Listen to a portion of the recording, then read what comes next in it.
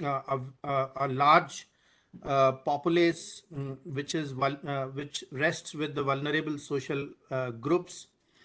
Sir has also been associated with Lal Bahadur Shastri National Academy of Administration, Mussoorie, the nursery for the Indian Administrative Services, and have guided the new group of Indian administrative officers. A prolific speaker and author, Sir has authored 7 books on public policy and has a collection of large number of his articles published in reputed journals and national newspapers. His last book, An India for Everyone, A Path to Inclusive Development, was published by HarperCollins in 2013 and is presently working on his forthcoming book, The Last Mile, Turning Public Policy Upside Down, which he is hoping would be out for us all this year. Sir had been associated with a number of universities and the reputed schools guiding on public policy matters. Sir has had associations with best in class institutions, including World Bank. On academic side, Sir had been an alumni of St. Stephen's College, where he topped the Delhi University and also a recipient of National Talent Search Scholarship, Rhodes Scholarship, Oxford Cambridge Society of India Scholarship, and has also been the elected president of St. Stephen's College Students Union Society. I welcome you, sir, and quite grateful on behalf of Indian Institute of Corporate Affairs for accepting our invite and sparing your valuable time. I understand you had been talking about, equality and other aspects. God had been equal in giving us 24 hours to all rich and poor, but the best use you are making while contributing to the nation is well acknowledged and appreciated. Thanks for accepting our invite, and over to you for your discourse. Thank you, Dr. Neeraj Gupta, for a very, very liberal introduction. Friends, I'll try my best that your afternoon is not wasted. I'll try my best to connect a very difficult and daunting task on how we improved governance of pro-poor public welfare programs, and what are some lessons for corporate governance which emanate from it. I must confess at the outset, I had to really think through very, very carefully to see what is it that is common to these extremely diverse and disparate sectors. Then I realized, after all, governance has some commonality. There are some universal principles. There are some ways of doing things in a manner that your outcomes are achieved. Friends, in all humility, what I'll try and do is this next slide, please.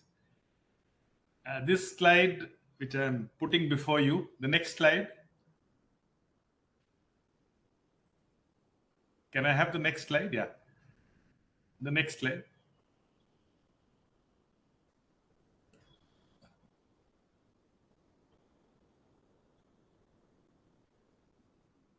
Can you move to the next slide, please?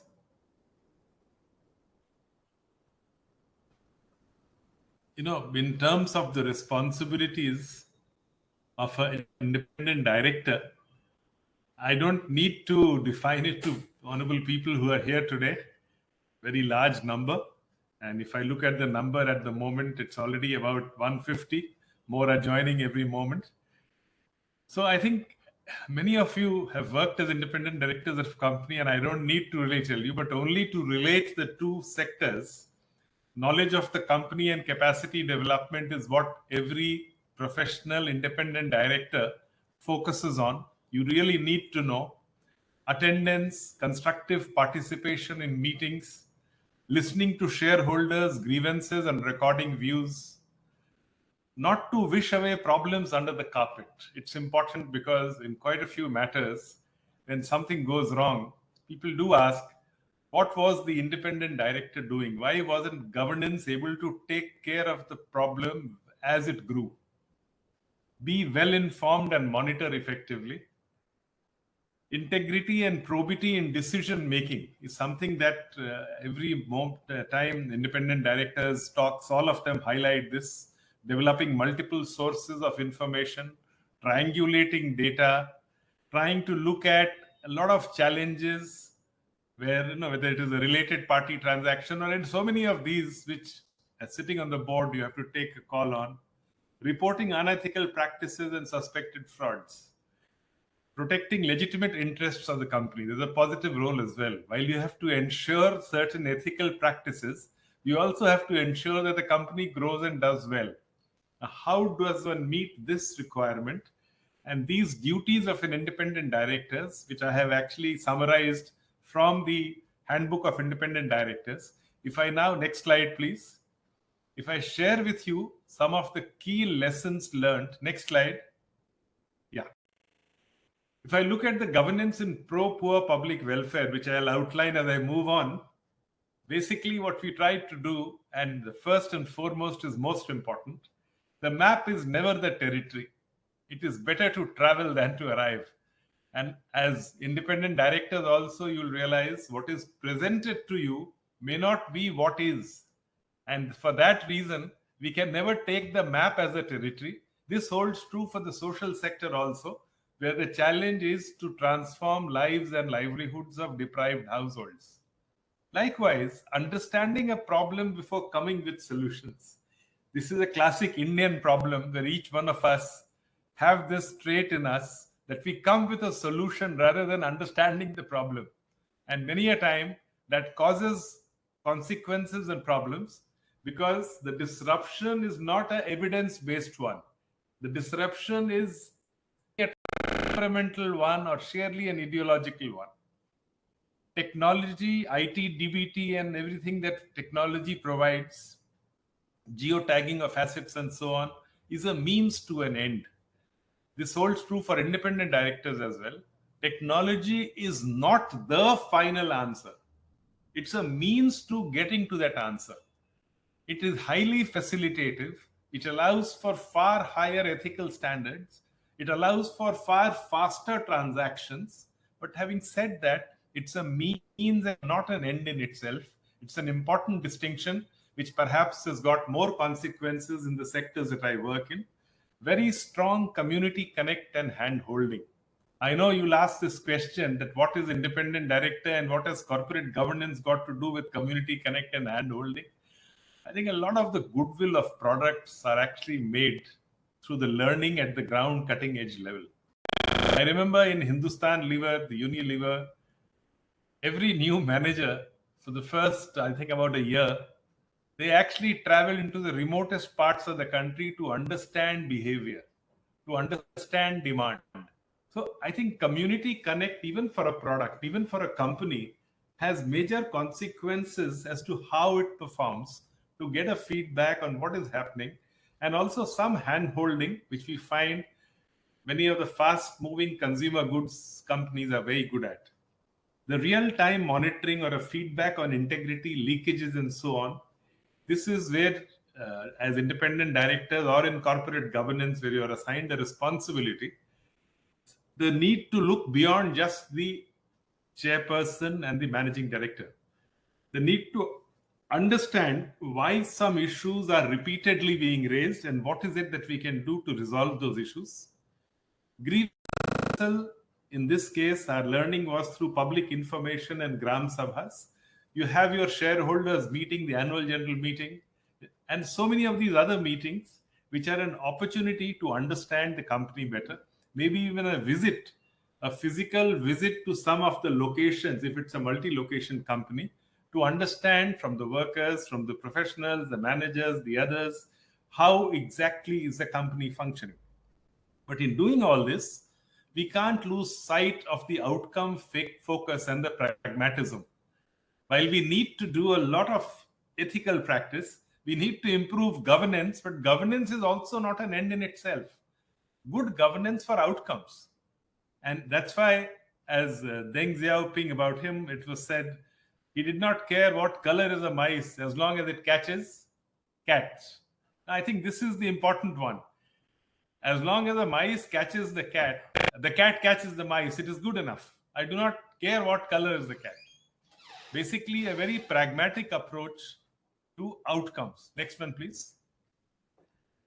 Friends, for the social sector also, working in education, in health, in rural livelihood programs, in linkages across sectors, we too develop an accountability framework, the pro-poor public welfare programs. You would have heard many times now that many governments are not having what used to be the classic problem of the incumbency problem. We now have a case of a large number of no anti-incumbency, which means that the ruling party gets re-elected. Happening on a fairly large scale in NDA ruled states, non-NDA ruled states, the Naveen Patnaiks, the Mamata Banerjees, Uttarakhand, UP, Bihar, the same ruling party continues. And I think a lot of it has to do with the pro-poor public welfare and its delivery, and for which, again, a very strong accountability framework was needed. An accountability framework has to necessarily to do a fair amount of triangulation, because there's nothing called a data. We have to arrive at the truth through many ways. Community mobilization was the standard practice. Social audit, which is not a financial audit, which gets communities to look at infrastructure created or assets provided. Internal audit. We have performance audits in government which happen many years after a program has completed its life or late in the life of a program. It is good for redesigning the program later, but not good enough for giving you a feedback for mid-course changes. That's what internal audit gives. And therefore, we had to design 4-6 week programs for accounts people who could give us internal audit feedback. Public information campaigns. With a large number of products, programs, the challenge is that those whom we want to be the beneficiaries do not know that they're entitled to it. We've provided for, say, secondary and tertiary care free of cost, cashless. Many of the beneficiaries who are there are still in the process of getting to know that this benefit can accrue to them as well. So clearly, public information, even a company's decision-making, price, so many matters, there is a requirement somewhere. Research, evaluation, and monitoring is another factor which is very, very important, because you need to know whether you're on the right track. That's why promoting independent studies about companies is equally important. Rather than only reports which say yes to everything, it's important to also understand where the challenges lie. And that's where research, evaluation, and monitoring, while research and evaluation are independent assessments, monitoring is your internal framework for feedback. Both are equally important. Then citizen-centric apps in the case of programs, I'll illustrate as I go on. IT, DBT, geotagging, clearly UPI and what it has done, the revolution, the digital revolution that everyone is writing on, from the IMF down to everybody. The consequences of it I'll share with you. But again, it's an example of a means to an end. And for making it happen, lot many other things, including Community Connect, including women from local communities as business correspondents, had to be prepared to be able to expand the network of digital banking right across the country.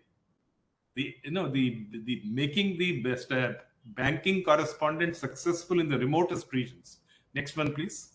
So clearly, ethics, integrity requires an accountability framework. Next one, please. Next. Next one. Yeah. Just to share with you, this field we work in, we still are guided by a lot of what Mahatma Gandhi had to say. The greater the power of the panchayat, the better for the people. So everyone talks about decentralization, local communities. There have been challenges. The elected representatives, being a monopoly at the local level, have in the past indulged in monopolistic behavior or arbitrary decision making. Today's India has an opportunity, because what we also have simultaneously now across the country are women's collectives or the self-help groups under the Rural Livelihood Mission, which actually hold elected representatives accountable. And getting community organizations like women's self-help groups to work with elected representatives is our way of creating that countervailing presence of a vibrant community organization that challenges arbitrary and monopolistic exercise of authority. That's what a shareholding company is expected to and do, and independent directors are expected to ensure a larger participation of the shareholders and what they have to say. Simply because the numbers are less does not mean that their voice doesn't count. If it is a practice worth emulating, we need to follow that. Next one, please. Next.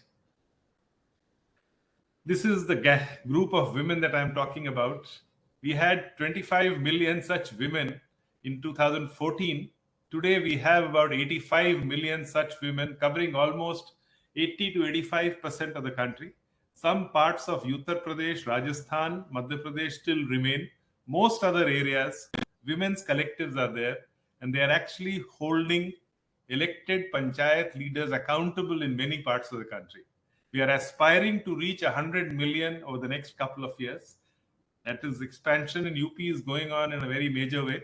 If that were to happen, and provision of one banking correspondent from among these women in each of the gram panchayats, we've reached about 50% now. About 99,000 panchayats have a BC Sakhi, a banking correspondent Sakhi.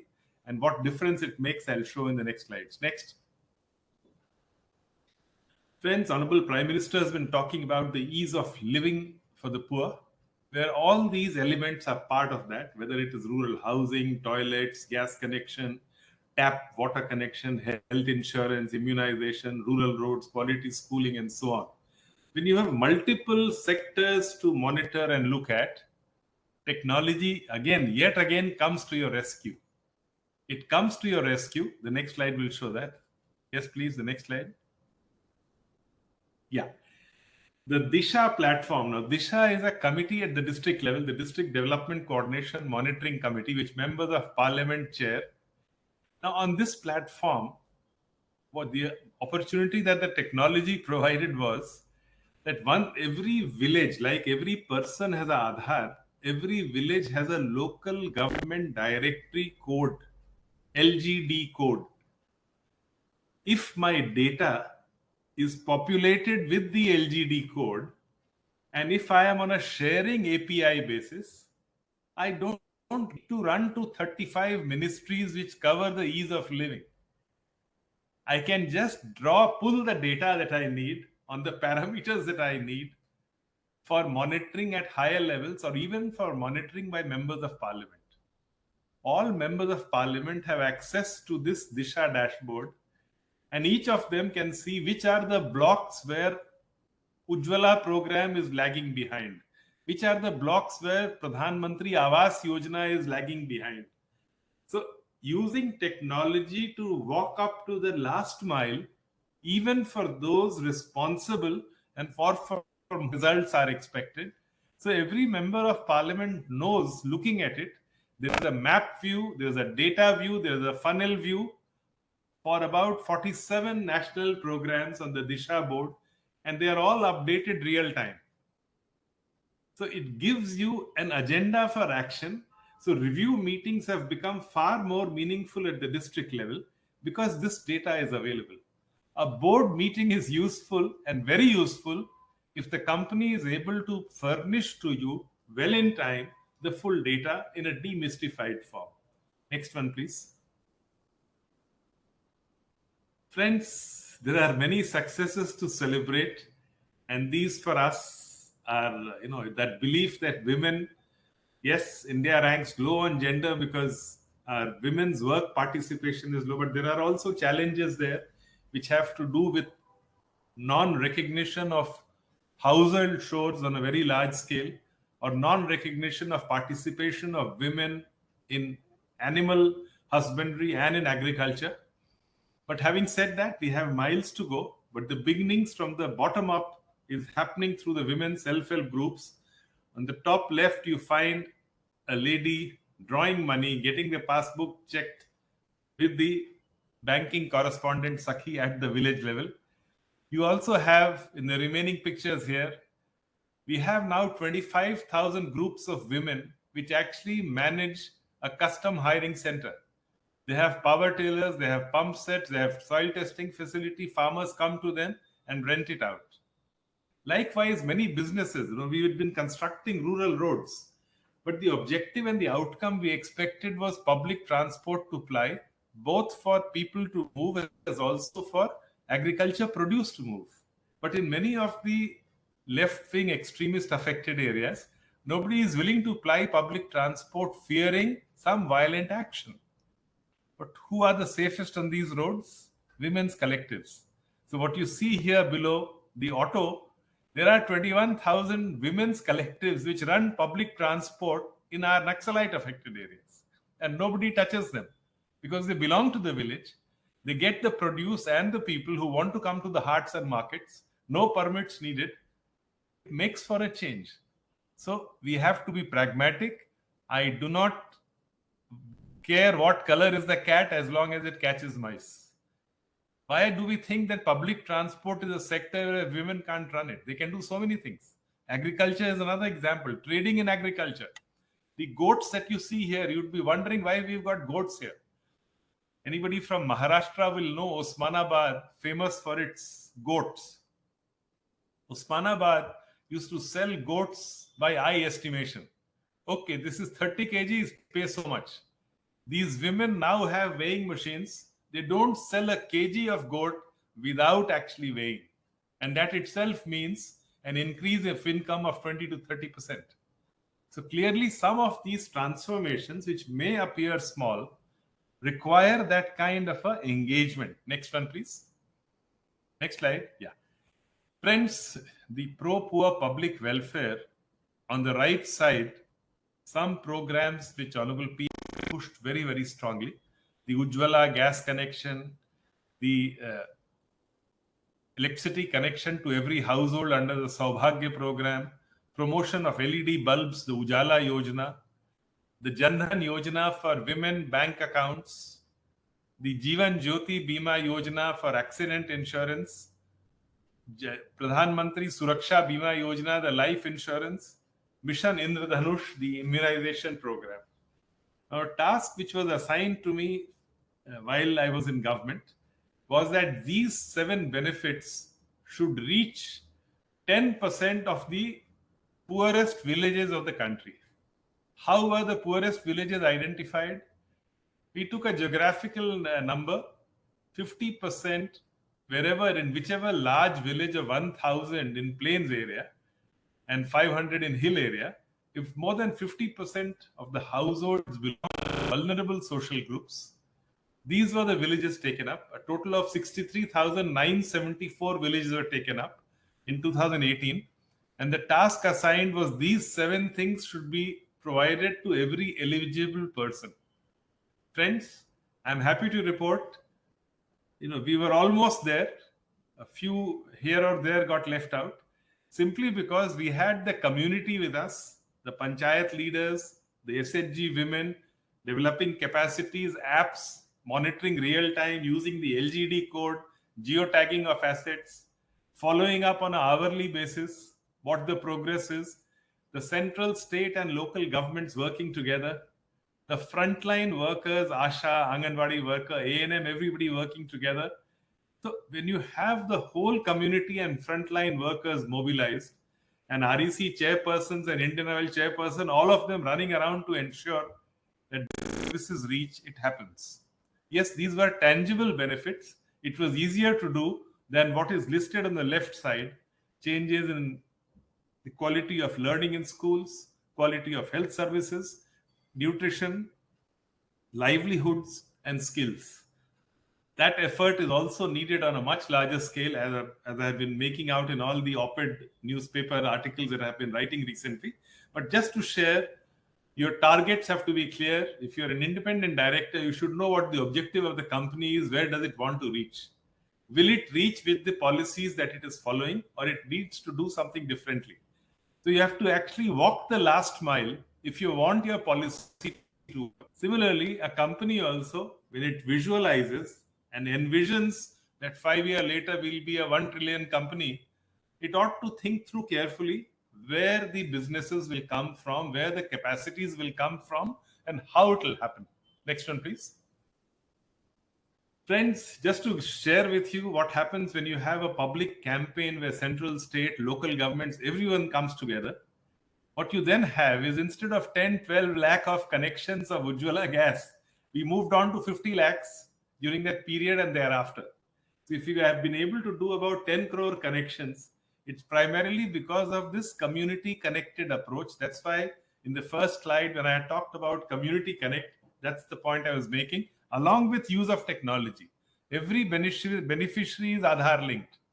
Every subsidy will go only to that account and nowhere else. Next one, please. It holds similarly for the electricity connections. They were doing 10 lakhs per month.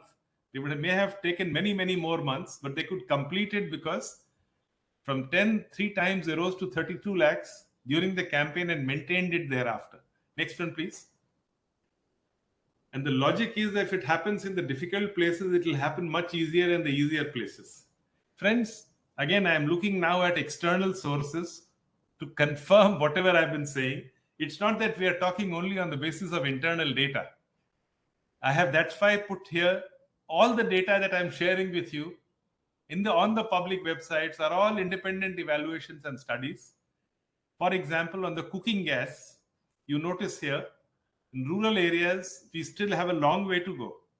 While we've been able to reach it to 42, 43% households, but in urban, we have really moved forward.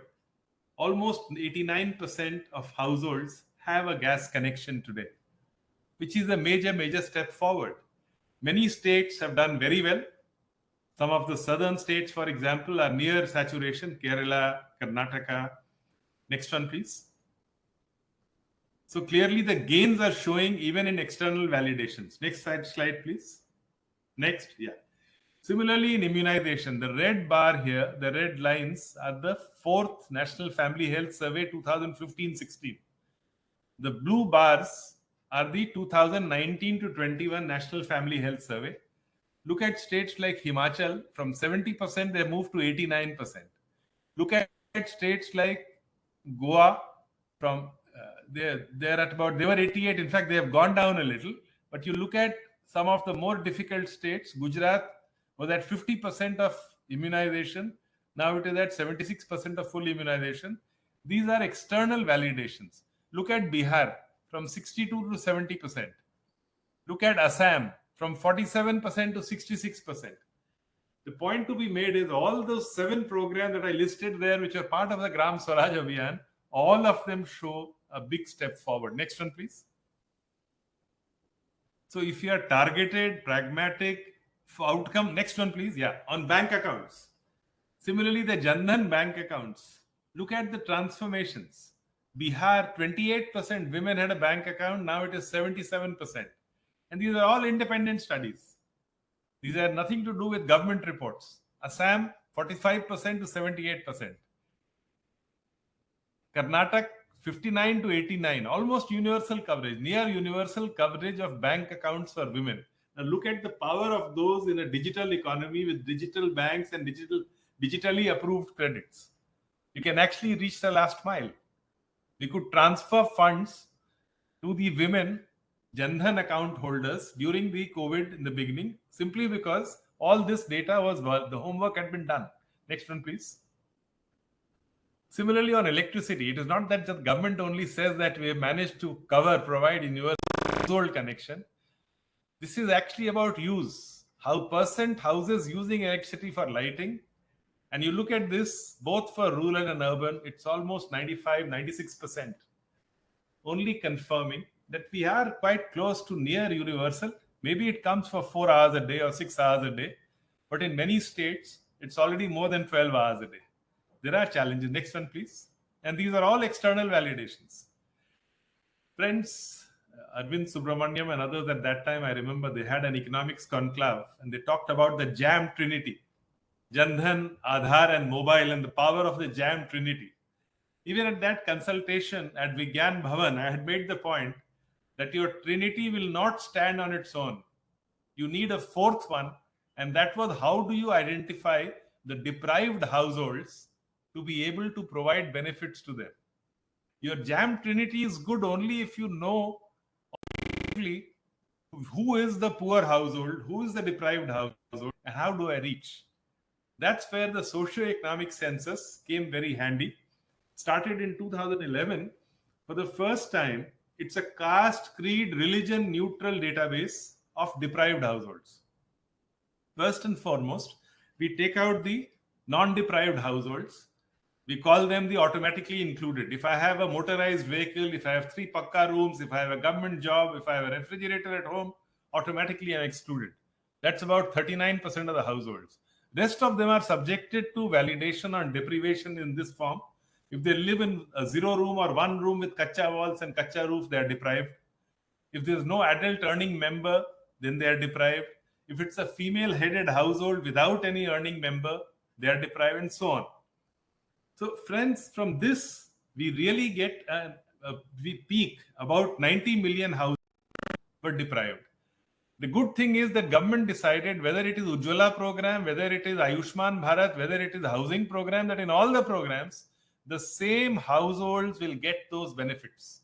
The same 9 crore households who had reported some deprivation or the other are the beneficiaries of the program, and therefore when people talk about the emergence of a labharthi worg or a beneficiary worg, this is what it means. The data here, the households here were the same as the census, so no question of missing anyone. We have, yes, the persons whom we missed were intergenerational poverty. My son got married and now has a separate jhopadi. That was not accounted for. And a few very remote forest villages in Chhattisgarh were not covered in the census, therefore not in the socio-economic census. So JAM alone would have done nothing. JAM needed this fourth stool to stand on, and which was about identifying the deprived scientifically and rationally. Next one.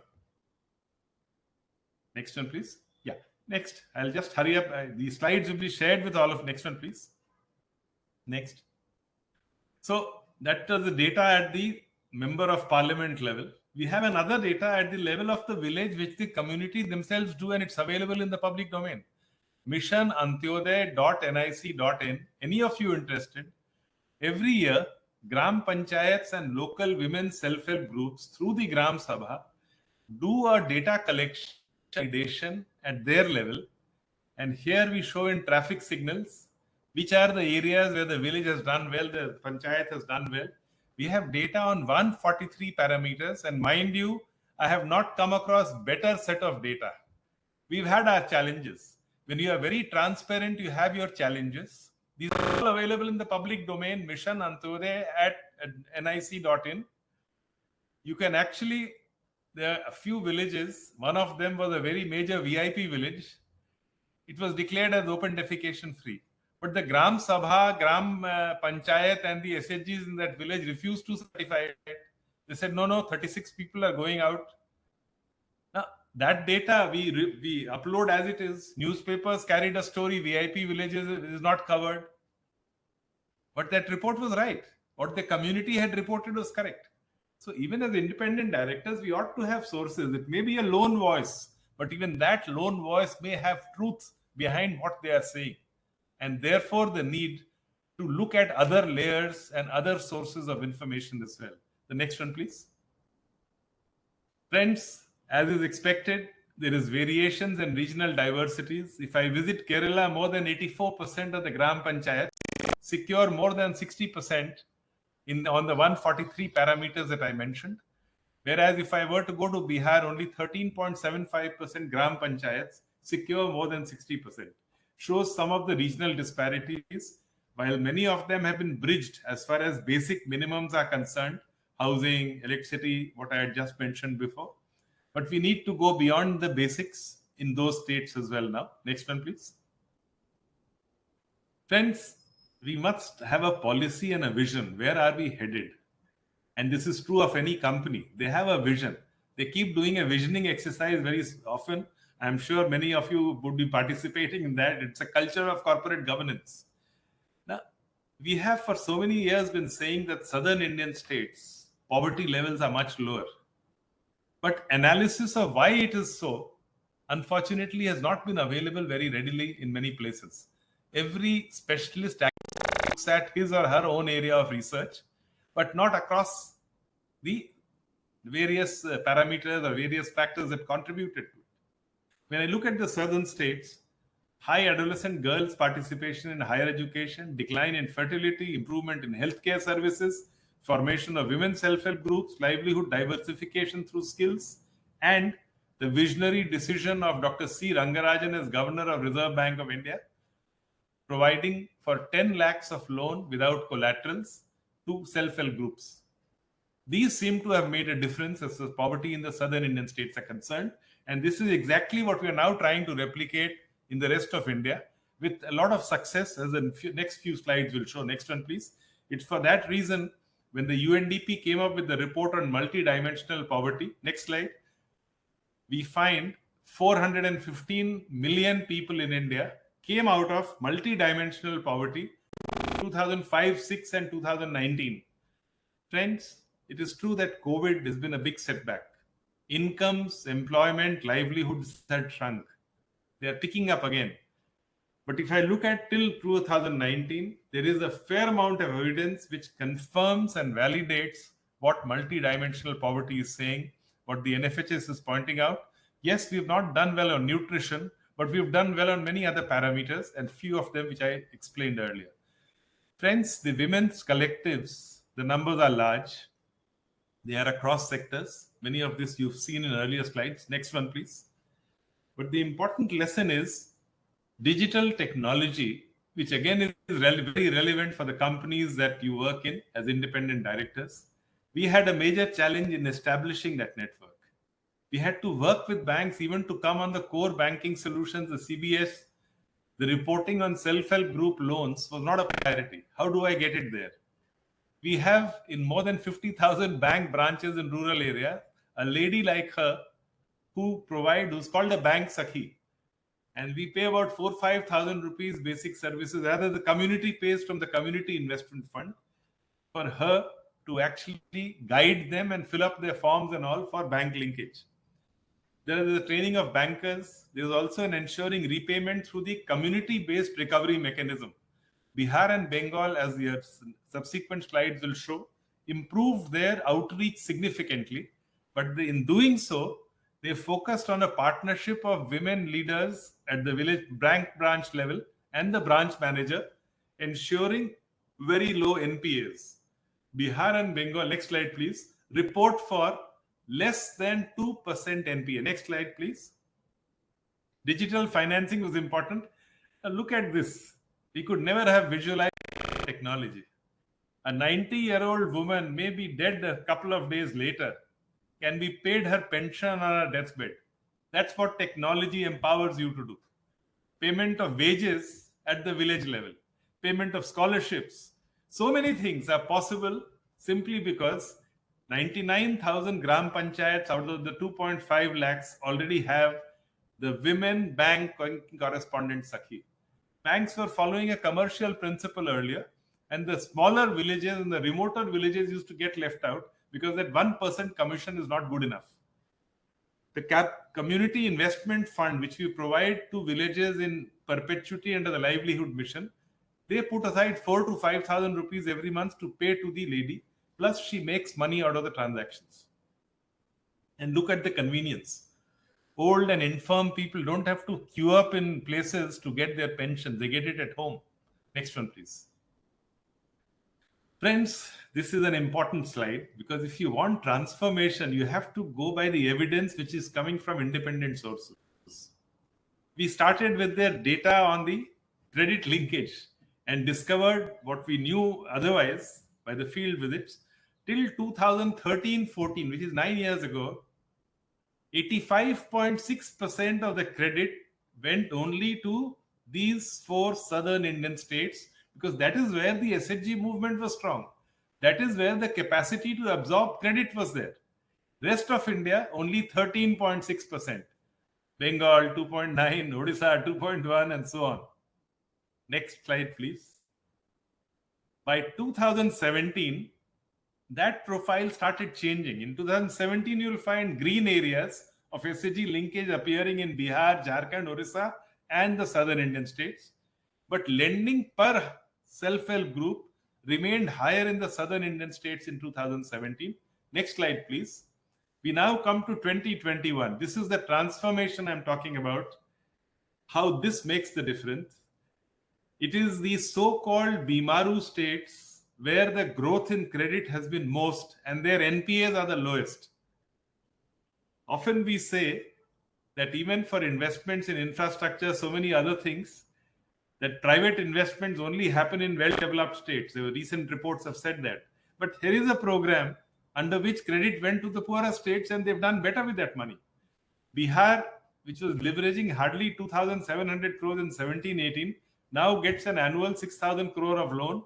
It can take up to 60,000 crores and it's moving exponentially every year. West Bengal is already at 13,000 crores of lending, equal to that of Telangana and higher than Tamil Nadu. Capacities were there. Need for credit was there. But this entire pathway was not there. These women SHG banking correspondents were not there. So ultimately, we are all plumbers. We have to provide plumbing to the last mile.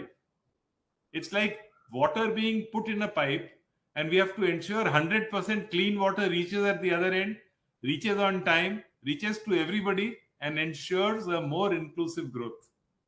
Friends, it's all about plumbing. And even as independent directors, some amount of plumbing would be needed for you to, if the direction of the company needs to change, you need to do so on the basis of evidence and data. When you have independent data, nobody will question you. Next one, please. The results, again, evaluation studies I mentioned in the accountability framework. This is the IRMA study. Stanford University has also studied the program, the livelihood mission, to report similar data and figures. Next one, please. Next, yeah. Similarly, some tweaking and changes in the MGNREGS, Mahatma Gandhi National Rural Employment Guarantee Scheme. We promoted a lot of individual assets because the rules provided for it. And we said 60-40, which was for unskilled work wage to material cost. 60-40, it was being interpreted at the village and Gram Panchayat level earlier. As a consequence, you could not do toilets, you could not do Anganwadi buildings, nothing. We insisted that 60-40 has to be at a district level. We will maintain 60-40, but at the district level. And as a consequence, we could construct more than 1 lakh Anganwadis. So important message here is, often we are told, no, rule will not allow this. Read it carefully, read it yourself if you're looking for that space. Corporate social responsibility, what can be done, what cannot be done, is well defined. Independent directors need to know about it. Compensations in other companies, you head the HR committee, you head the CSR committee, you head so many committees. Value for money is important. And as an independent director, your role is to secure value for money. And this is what we were trying to do with public programs. Next one, please. The consequence is visible immediately in the form of good water works across the country. Next one. Captured even in, and again, geotagging. Now, I had a mandate to spend about 2,50,000 a year, but not 1 rupee through a check. 100% only through digital transactions and with a geotagged image of each and every asset, before, during, and after. And it's all in the public domain. You can see it, you can write about it, you can criticize us, but do it. That is the way we will improve the program. We can't, keep knowledge confined only to a few. Next one, please. And the results show in the external evaluations also. Next one, please. Next, similarly on the ration, the PDS National Food Security Act. Imagine the need to provide rations to 81 crore people spread across 20 crore homes, 19.5 crore homes. Next slide. But look at the beauty of it. 100% digitization of ration cards. 100%. 99% rations are given after Aadhaar verification, so that no leakages. It is only as per Aadhaar seeding with ration cards. Online allocation in all the states. Supply chain management completely digitized in all the states. Grievance redressal digitized. Automation at the fair price level is 99%. Just a few of them don't have a POS machine. That too, we are trying to cover. Those are areas where, for reasons of connectivity, there's a challenge. So technology as a powerful tool in bringing equality, in promoting inclusiveness, and in ensuring that reaches those who need it most. Next one, please. Likewise, now if my family is in the village and I have migrated to work in Delhi, we can draw ration at both the places through the one nation, one ration card. Now, don't take anything as given. Everything is possible. See what technology will enable you to do. What we had to do was to bring all the databases together. What we had to do was to ensure that according to the database, 3 people could draw in the village, one fellow can get the ration here. Next one, please. The Herculean task of feeding 80 crore people, and again, as part of the COVID intervention, we've provided for free food grains over and above the 2 rupee, 3 rupee allowances, which are wheat and rice, which is provided through the PDS. Next one. Next. Friends, I'm aware my time is getting, so I'll try and rush through the next slides. The housing program, Pradhan Mantri Awas Yojana Gramin. Friends, we were very clear and we went by the performance audit of this program. You must always read the earlier annual reports of the company. It will give you a sense of what it had, the vision it had, and where it has reached. It's always, for us, it's very good to read the performance audit report of the Controller and Auditor General. It tells us exactly how programs have done in the past. We had a rural housing program, the Indra Awas Yojana, which we are now trying to change under the Pradhan Mantri Awas Yojana. And for doing so, we went by the findings of the performance audit of the CAG. There can be nothing as scathing as that. There were many weaknesses. From Kashmir to Kanyakumari, every house used to look identical. There were challenges of space and so on. Now, as you find before and after, for everything, again, on my phone here, I can show you each and every work done over the last 5 years. I can show you 6 images of every house from the beneficiary standing before the old house to the completion. And you can check it anytime, anywhere you want, your own village, wherever. It's all in the public domain. When you put information in the public domain, it gives you the power of feedback. But your shoulders have to be strong to take it, because there will be criticisms as well. But ultimate objective and outcome we are looking for is to secure a house for everybody. Next one. So there's no point in saying something which is not done. So you look at the differences in designs. Even before we began the program, we planned for it. Companies also, if they want to take a new step, they need to plan for it.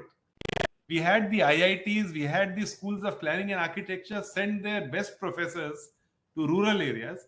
We said, Jaisa ghar banta hai, the traditional house, can you make it seismic proof, earthquake proof, flood proof, wind proof, and so on, rain proof? But design should be similar.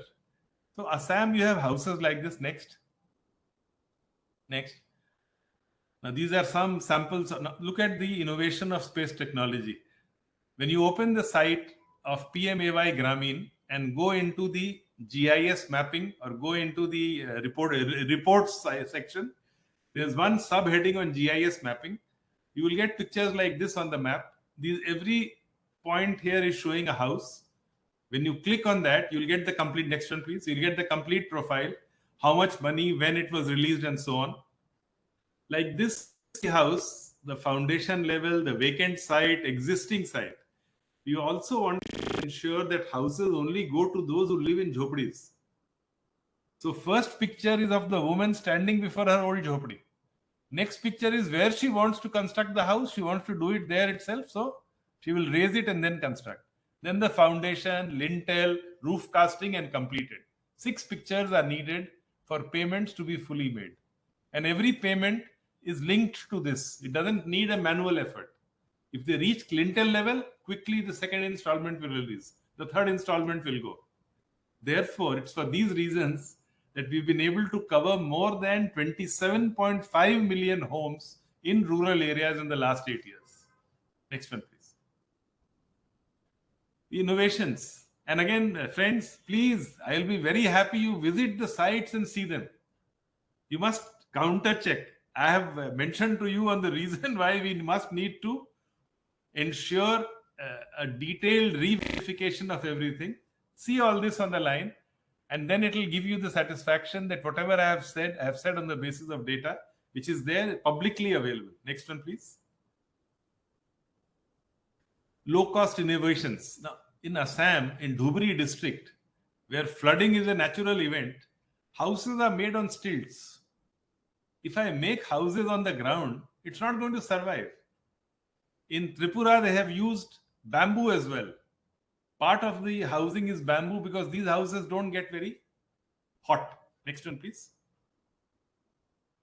Friends, we began our journey by sharing with you that your role is that of knowledge of company and capacity development, attendance, constructive participation in meetings, listen to shareholders' grievances, record views, do not wish away problems under the carpet, be well informed, monitor effectively, integrity and probity in decision making and develop multiple sources, report unethical practice, suspected frauds, protect legitimate interests of the company.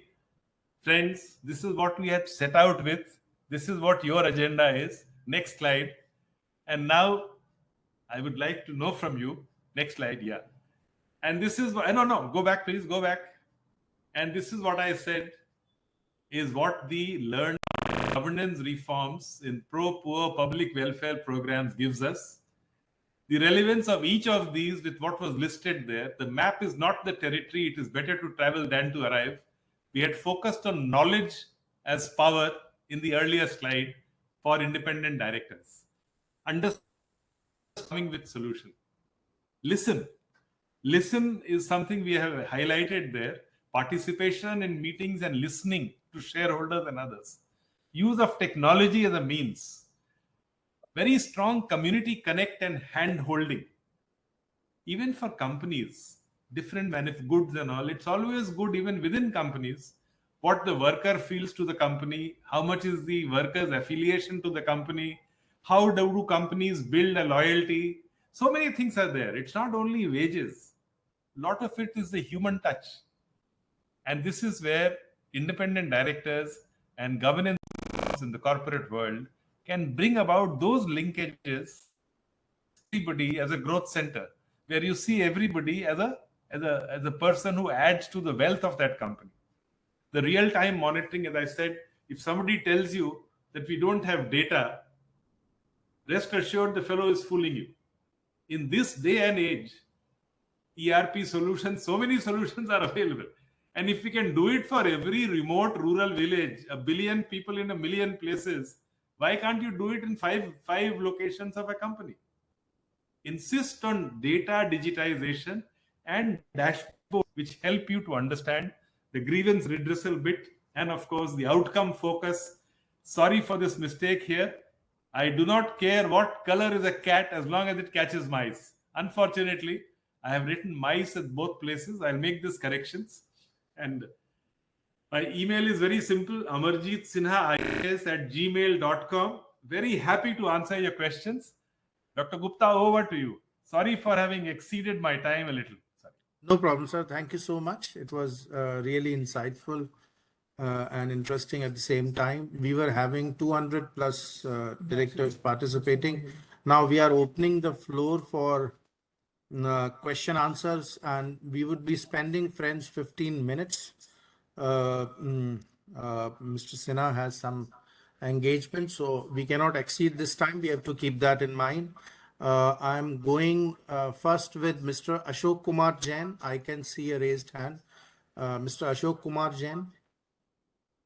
And I would request if you stick to the questions, unless your statement or comment has some value addition to it, and please be very brief while asking the question. Mr. Ashok Jain, can you hear me? Unmute yourself. Yes, sir. Good evening. Thank you very much. Yeah. Sir, I think the coverage on the various schemes under various government abhiyans or the schemes was very elaborative and very well covered. Say, ultimately, I wish to have elaboration from you, sir, that how these things which are giving a true picture, which is available in public domain also, as you have supportedly told. What lessons and in what way we exactly can replicate it in the corporate governance? No, one small, I'll just illustrate by examples because I don't want to take too much of your time. Suppose the company on whose board you are has a corporate social responsibility work going on in, say, 100 villages. Let me tell you, if for those 100 villages, you download the Mission Antyodaya assessment, those 100 villages, you'll get a sense which of them are doing well and which are the villages which are backward. What is it that they are missing? Where are the gaps in that village? And if your corporate social responsibility, you spend the money anyway, but why duplicate it? Why not spend it in fulfilling those gaps, in ensuring that, like the panchayats of Kerala, these panchayats also become well endowed on human development, on provision of credit, on infrastructure, on access to public services, and so on. So that is one example. Likewise, when I raise the issue of what is normally in the research parlance, they always refer to the idea that any data, there's nothing called the perfect truth. Perfection is finality and finality is death. So where basically we are looking around that. Therefore, it's very, very important that whatever we do, we try to visit the reality from multiple sources and independent sources.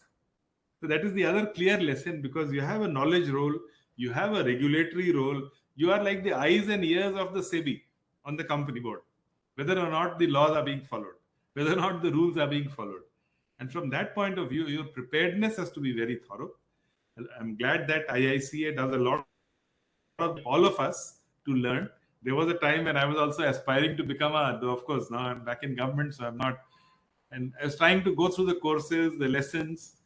A lot of it was new, but if I am on a board, there's no point on being a board if I don't understand the company well. So thank you. I think just two illustrative points. Thank you, sir. Next in line is Anune. Sir, please can you unmute yourself and ask your question? Thank you, Mr. Sinha, for your very illustrative talk. Now, there are CSR systems in all the corporate bodies. So does the government have any monitoring system for dovetailing those CSR activities with the government activities? Thank you, Anunay, for raising this. I wish it was true. We went to the Ministry of Corporate Affairs also saying the same thing. I have made presentations to CII, FICCI, and others on the Mission Antyodaya and the data which is available. But unfortunately, not all of them follow this principle, because there are still many of them, and partly we are also at fault in government, because we say these activities are allowed. So some of them are very happy only to do education. Some others are very happy to do only water and sanitation. That holistic approach to the villages which they have adopted or taken up, rarely found in most places. And I think it's important to move in that direction. To answer the question, we need to move in that direction. Yeah. Thank you very much. Yeah, Lloyd. Thanks, Mr. Sinha. That was a wonderful presentation. Just one question.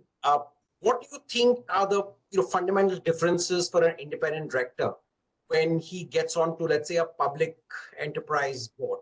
I mean, what is the one? And you've kind of been across the spectrum. So would you like to hear a little bit of your perspective on that matter?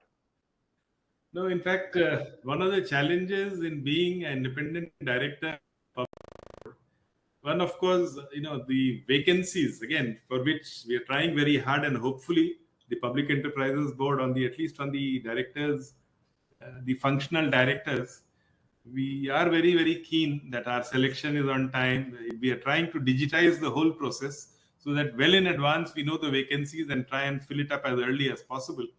There are also some challenges because independent directors, many of them who when they join are not fully well versed with the company. While orientation programs and all happen, there's just one suggestion even to IICA and its training programs is that the training programs are prepared on the premise of a certain basic level of understanding on how companies work. But when I interacted with the independent directors last time, who are on the boards of public sector enterprises, I found that many of them were looking for very, very basics. Read a balance sheet. A lot of it was very, very basic. That being the case, in fact, of course, this group is very different because you are all knowledgeable about the sectors you are working in. But I'm only saying that in public sector enterprises, because many of those nominations come from government, they need not necessarily be of people who have cleared this exam. So there could be ways of trying to improve governance by ensuring that whoever it is as independent director, mandatorily they have to clear these exams and tests. To design special programs for the weaker learners or somebody who's beginning from the beginning. I remember I had gone with the ILO, how to read a balance sheet book. All of them noted down the name because they wanted to begin from it. So I think the answer to your question, there are governance challenges. There are also some decision-making processes which need to be more transparent. Now, in many companies, there are challenges of national interests. For petroleum oil companies, suffer losses for some month, make monies in some other months. But there are challenges because petrol, oil, and diesel has to be given at a particular rate, or LPG gas has to continue at a certain rate, and so on. So decision making is in the larger national interest, but even then, it's important to raise issues. And one of the major challenges, if you ask me, is if I have got 100 units of capital, how much employment did I create and how much wealth did I generate? Because in many CPSEs, that has been the challenge. That the rate of wealth creation or the rate of job creation is not what it is in many of the private sectors. And how to move towards a rule-based management to outcome-based management. Outcome-based management doesn't mean you do away with rules. So these are some standard challenges in the public sector. I'm sure since you're on the board, Mr. Lloyd, you must have been facing it already. I just thought I'll bring it to you. Thank you. Very comprehensive. But just one point is that as an independent director, is your primary allegiance to the government being the biggest stakeholder on a public sector board, or is it to the social welfare that organization creates? Just a small addendum. Yeah, this is where again, you have to recognize your allegiance. For example, we in government, my bread provider is government, but I am accountable to the citizens for whom I have to work. It's a kind of a query. And to that extent, I would say that the more you tilt to the right, in the sense that more towards your outcome and towards the people for whom you have to serve, those whom you have to serve should get priority over those who provide you your salary. Because ultimately, at the end of the day, you're accountable to the citizens of this country. That's great. Thank you, sir. That's a great response.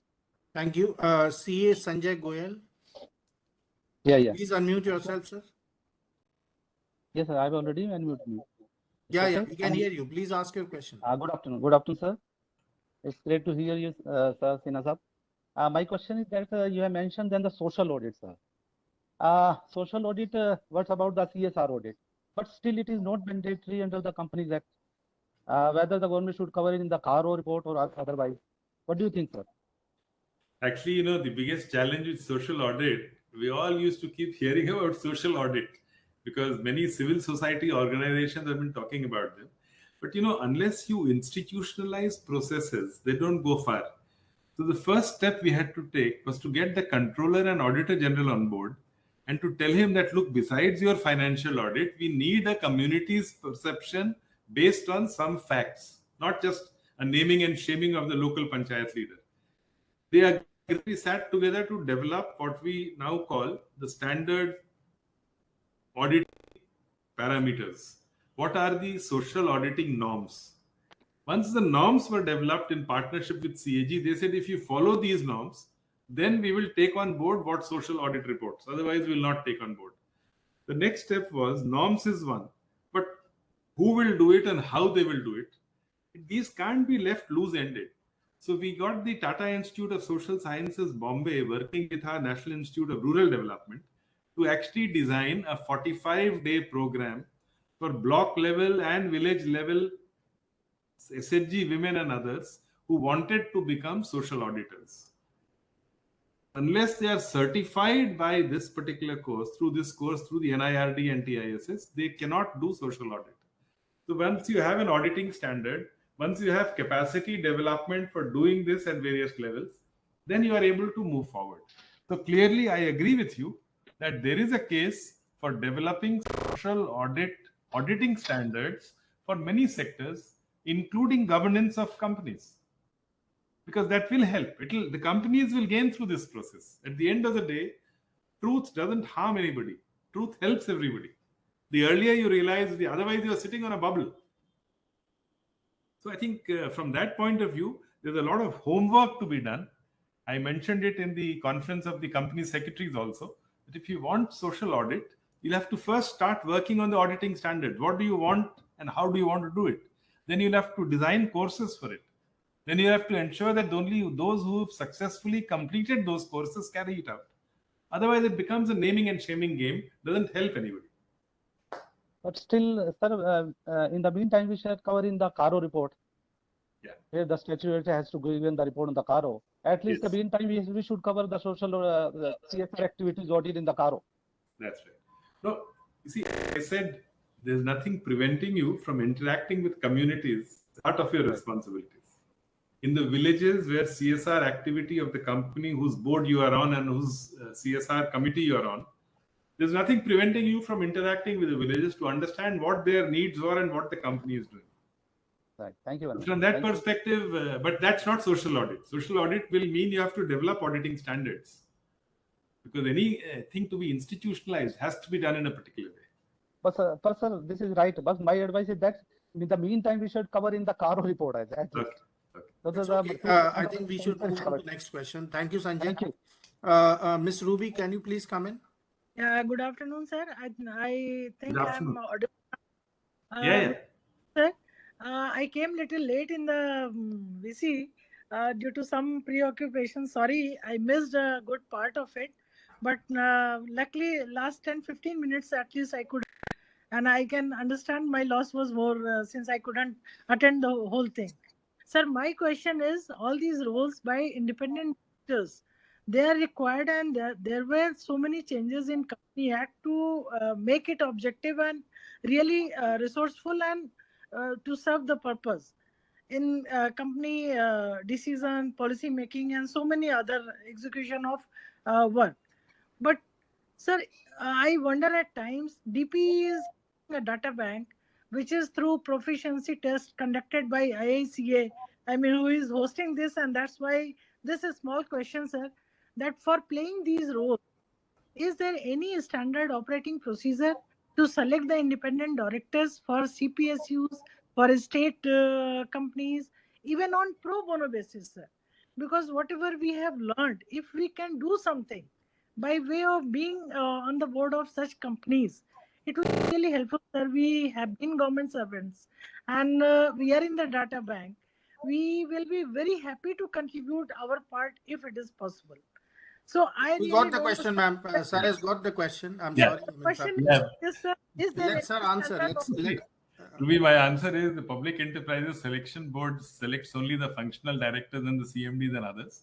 That we have tried to do as objectively as possible, and I assure everyone the procedures will improve further because we are digitizing end to end the entire process now. There is no reason why in this day and age we should have 8 weeks for application. 4 weeks is more than enough. Similarly, for a lot of the validation by vigilance and others, CBI, CBC, everything, if all of them are interlinked, it's very easy. It can be done much faster. So we can take care of these vacancies. But as far as independent directors are concerned, we have no role there at all. And these are for governments. But clearly, all I can do is to convey to governments that even if you take whoever you want, do ensure that that person has a basic certification of the IICA program. However long it takes, ideally they should take their positions only after they've done this and they've cleared this exam. Because it's important to understand the functioning before you actually start getting into it. Yeah. Great. Thank you, sir. Ms. Geeta Goti, can you please come in? Yes. Ms. Geeta Goti, can you please come in? Yeah. Hello there. Can you hear me? Yeah. Yes, ma'am. So good evening, sir. Excellent presentation. I wish we get that presentation copy as well. So I have been on the board of public sector and now on a with an IT company as well. So what I have seen is the monitoring and evaluation is not done the way it should be done. Another thing is the aspirational districts. What one can do inside that is not very clear. So everybody either after constructing toilets, which gets a visibility check, but then the softer issues of livelihood development or women-related issues are not given so much of consideration which it should get. Even if we look at our sustainable development goals, it all starts with livelihood development, either poverty or nutrition or childcare and all. But I haven't seen much of the corporates going after that. So do you think we should have a quota on that as well, so that, that gets an attention, what it is required? Because we have overdone on education, I feel. So, I mean, it's just my thoughts, sir, but is there any way we can enhance this? If you ask me, the ideal situation will be where we actually get companies to look at the Mission Antyodaya data for the villages that they work in and actually try a comprehensive transformation.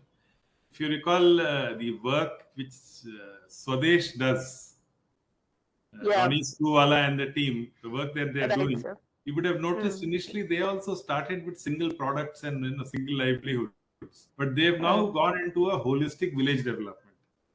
If you have this database with you where you know where the gaps are, where you interact with these villages on a regular basis, where you can also confirm whether the data reported was right or not, what needs to be done. So to that extent, the agendas for action should emerge out of that ground reality on where that panchayat is and what needs to be done. So this is just my humble suggestion. I know it sounds very idealistic at the moment, but that is ideal, where we actually allow companies to identify the sectors on the basis of the need surveys or the basis of self-reporting by villages on where they need to put in their money. Not only spend the CSR money, but also in the Gram Sabha processes, which vet and which approve budgets to ensure that more monies go to the sectors which need them most. Yeah, so one last thing. Yeah. Thank you, Geeta, for the question. We are going with the last question, sir. Mr. S. Rama Rao. Yes, sir. Good evening, sir. Wonderful presentation, and I wish to say whatever you presented be like a template for us.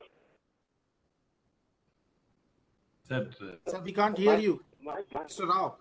Can you hear, sir? Can you hear, sir? Yes. The first part we have heard, the question I have not heard. The question is this, sir. Now, as per the presentation, some gaps that need to be filled, and let us say as independent we suggest the gaps that we fill.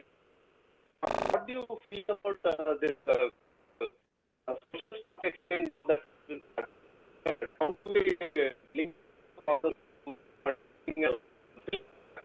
government has not has done, can be done, and the linking is very interesting, in fact, because where